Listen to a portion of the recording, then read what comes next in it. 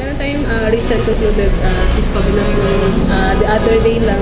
Ano tungkol saan po ito? Bakit po nagkaroon ng covenant? At napapansin ko last year, nakafocus tayo sa peace covenant.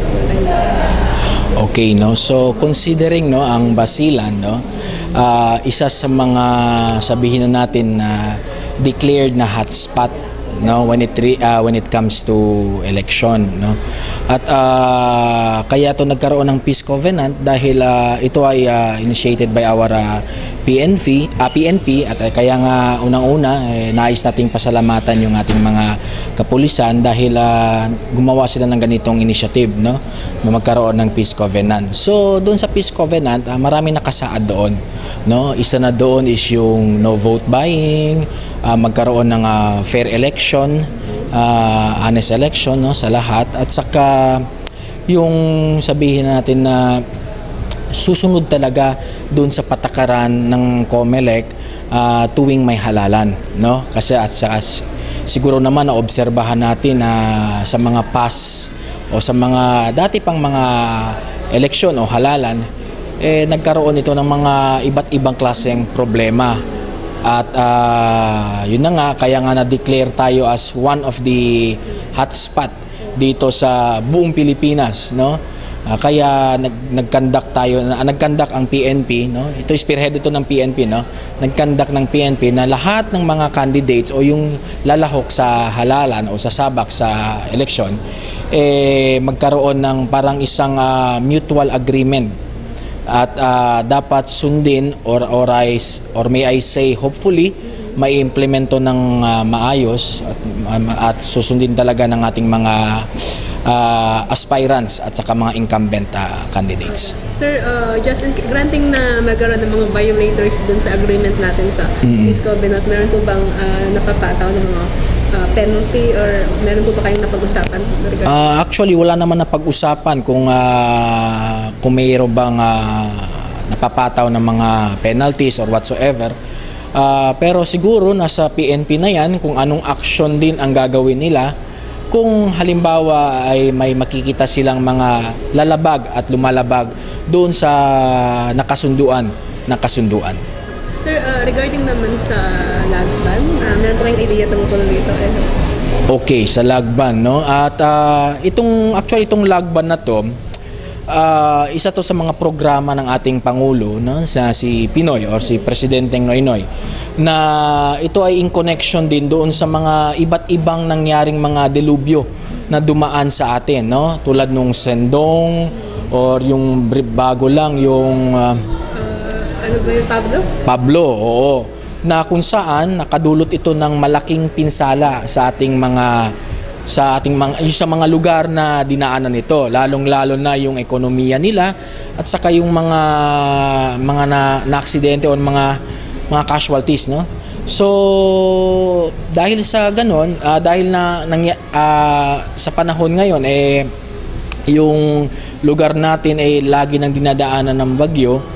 So gumawa ng aksyon ng ating national na gobyerno para bigyang kaukulang aksyon ito. At saka dito naman, no, in particular dito sa ating lugar, dito sa ating probinsya at sa lungsod na to, marami rin na sabihin na natin nangyayaring mga illegal na logging o illegal na pamumutol. Pero ito ay sabihin na natin na ginagawan pa rin ng kaukulang pag-aaral na para ma-identify natin kung ito ba talaga ay illegal or legal. Pero no, alam naman natin lahat na ang probinsya ng Basilan ay sagana sa goma, no, at ang Basilan ay isa sa mga probinsya na kung saan ang pinagmamalaking produkto talaga ay goma, no. So marami sa mga highlands, no, community ay nagpuputol ng puno, ngunit subalit ito ay pinapalitan ng punong goma, no. So yun, ongoing pa yung aming mga sabihin natin na pag-aaral para ma-identify talaga natin kung itong mga tao na to ay legal ba or illegal ba yung kanilang pagputol ng mga kahoy.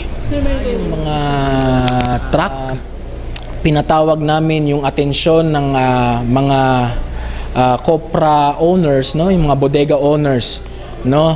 At isa sa mga sesyon na ginawa dito, inimbitahan namin sila upang bigyan sila ng sabihin natin ng mga impormasyon na bawal nga talaga doon magpark sa mga sidewalks, doon sa mga kung saan sa mga sidewalks nga, no, na kung saan ang purpose noon is tawiran ng ating mga tao. Ngunit ito ay ginagawa nilang parking area. Actually, nagawa na namin ng paraan yan at meron kaming ongoing agreement, no? So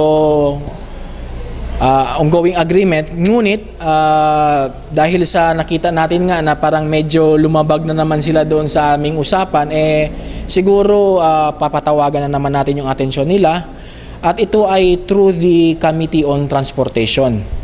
Oo, kasi hindi naman ako yung Committee on Transportation, pero syempre yung mga committee rin namin, may kanya-kanya kaming committee, ginagawa lahat ng kanilang mga trabaho para bigyan ng kaukulang pansin at kaukulang aksyon itong mga okay. Yung suggestion. Okay, no? So actually, yung ating mahal na vice alkalde ng lungsod nag-offer, no? Nagbigay ng kanyang offer na pwedeng gamitin ng mga truck owners or yung mga nag-aangkat ng mga kopras papunta sa bodega, yung kanyang lupa doon sa Rafser, no? Naibigay niya yon ng libre, walang bayad yon, at inoffer niya yun sa mga bodega owners para lang hindi sila mag-park dito sa mga sidewalks at hindi magkakos ng obstruction, lalong-lalo na sa ating mga motorist. Oo. Okay.